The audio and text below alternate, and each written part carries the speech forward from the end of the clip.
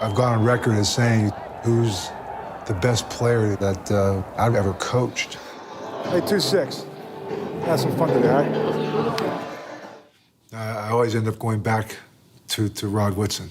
All right, baby. Rod Woodson. I mean, Woodson nailed it. There is the Rod Woodson. We know him. Oh. When Rod Woodson was covering the receiver, and he was close. He was like a shadow. Rod Woodson had tremendous coverage and comes up with the pick. Picked up. Rod Woodson has it. Touchdown. Rod Woodson was the next generation of cornerbacks, man. To have that kind of speed, that kind of size, not just at the cornerback position, but going over and playing the safety position. What a hit by the safety, Rod Woodson. Take care of our business. Take care of the run, we take care of the pass all day long. And he was everything that I thought an athlete or man should be. There you go, little guy. He is just so amazing. What a play by the veteran Rod Woodson. It's Rod Woodson. You can see why he's one of the best to ever play the game. Over 17 NFL seasons, Rod Woodson rode the fast lane to Canton, Ohio. It was a journey with a humble origin in Fort Wayne, Indiana. 2918 Reynolds Street. And I really think that's the same paint. Because it was blue just like that. I really think that's the same paint. The youngest of three brothers, Rod constantly found himself competing from the rear.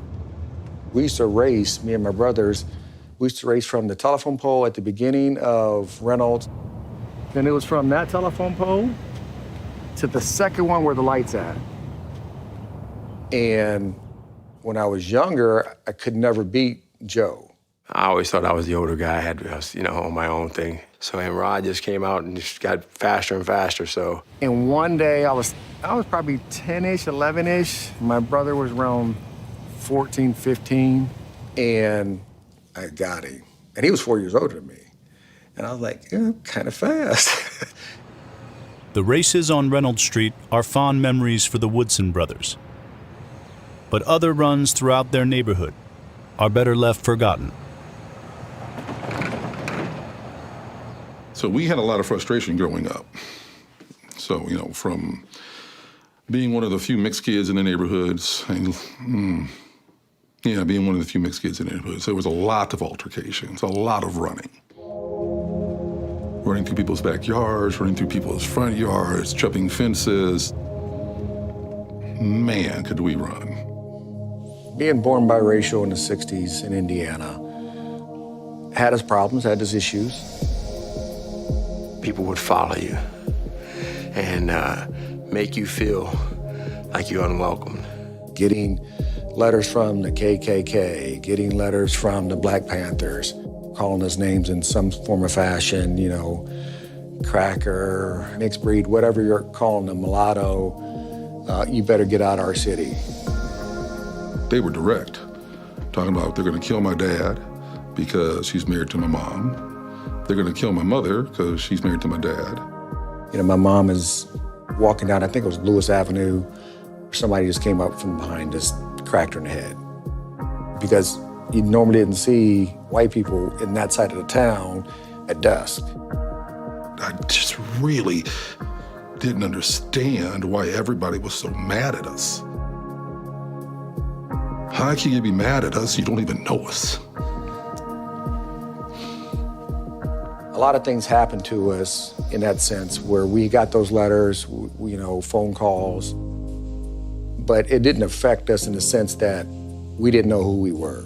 And so no matter what, when we were growing up, we were black and white, or white and black. That's who we were. The path forward for the Woodsons was to embrace their biracial identity. Rod, a middle school student from across town, made his inroads as an athlete. When we play sports, you get all the different races that come into play. So football, the bigger one, track. When I started running track over there, my coach was like, hey, we need a hurdler. I'm like, yeah, hey, I'll do it. What's a hurdle? Woodson was a natural, and when he attended Snyder High School, he became one of Indiana's fastest hurdlers. It wasn't the only sport Woodson dominated. In addition to his track championships, Woodson was a star safety, running back, and return man on the football field. And in the winters, he went indoors. Basketball player, football player, track star. I remember telling Coach Burnett, I said, this guy is a pro already. Head coach Leon Burnett says this is the greatest athlete he's ever coached. Woodson had a 97-yard kickoff return for a touchdown in the first game of this season. At Purdue, Woodson began drawing national attention as a sophomore. I think that interception against Ohio State, against the number 2 team in the country, Woodson's gone. that set him off because he can do everything. Rod Woodson came out there and really made him pay for this catch. Tackled by that Rod Woodson. And recovering is Rod Woodson, the free safety. Woodson, flank wide left with his first offensive action. It's blocked. And guess who was in there? Number 26, Rod Woodson. He can do it all, can he?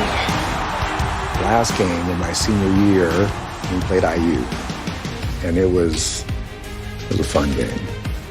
In a victory over Indiana, Woodson recorded 10 tackles, forced a fumble, rushed 15 times, caught 3 passes, and played a total of 137 snaps. His future in the NFL was all but guaranteed, until a pair of sports agents jeopardized everything. At the time that they came to visit me, I reluctantly took the offer, and I got in trouble for it. You been going against Bully God. Are you a little bit in awe of this guy over here? Yeah, I've been watching since I've been in college now, and I've been admiring him because he was a world-class hurdler also, so I'm nervous. All right, good luck to you. Have a good race. It's a fair start, and Rod Woodson is out very well. Willie Galt will have to go if he's going to catch him. He's not going to catch him. Rod Woodson wins it. He moves into the finals. A fine race by Rod Woodson. Before he was one of the fastest men in the NFL, Rod Woodson set the NCAA 60-meter hurdles record. But as his time in college neared the finish line, Woodson stumbled. 2 former sports agents are going to federal prison. A federal judge in Chicago yesterday sentenced Lloyd Bloom to 3 years, Norby Walters to 5. They had been convicted of racketeering, conspiracy, and mail fraud for having coerced college athletes into signing representation contracts with them. At the time that they came to visit me, my dad lost his job, and my mother wasn't working, so it was that time frame of what do we do next? Woodson ended up signing an agreement with Norby right before his senior season. So one of the techniques that Walters and Bloom used was to say, yeah, you'll sign it today, but the date will be after your eligibility expires. Rod Woodson has received $4,000 and promises to repay this and any future money received to WSE, which is World Sports Entertainment. This is to be repaid out of the money received by Rod Woodson by whatever football team that he goes to. I reluctantly took the offer, but it helped my parents. Made it through the football season.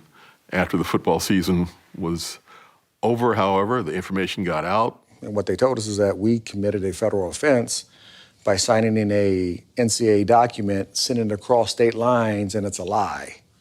And luckily for me, I was surrounded by a lot of great people who got me out of the contract and stood by my side moving forward. Woodson lost his college track eligibility and had to repay his senior season scholarship tuition.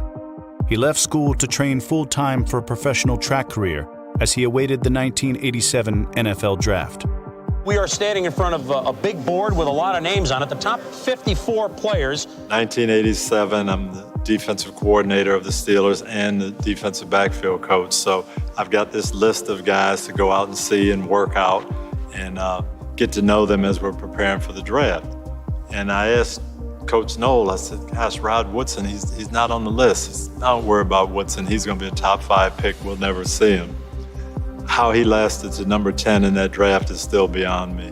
Pittsburgh, needing defensive back desperately, having Rod Woodson rated as one of the top 3 players in the country. Tony Dungy, the defensive coordinator, loves him. They feel he can move right into cornerback and start immediately. Took him a while to get to camp because he felt like he should have been the 3rd or 4th player and he wanted to be paid that way.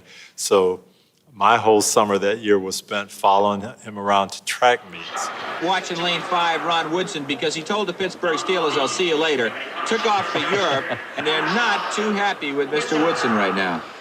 That's one thing I've always kind of thought about. Like, could I have made the Olympics if I were to put all my attentions into just being a track guy?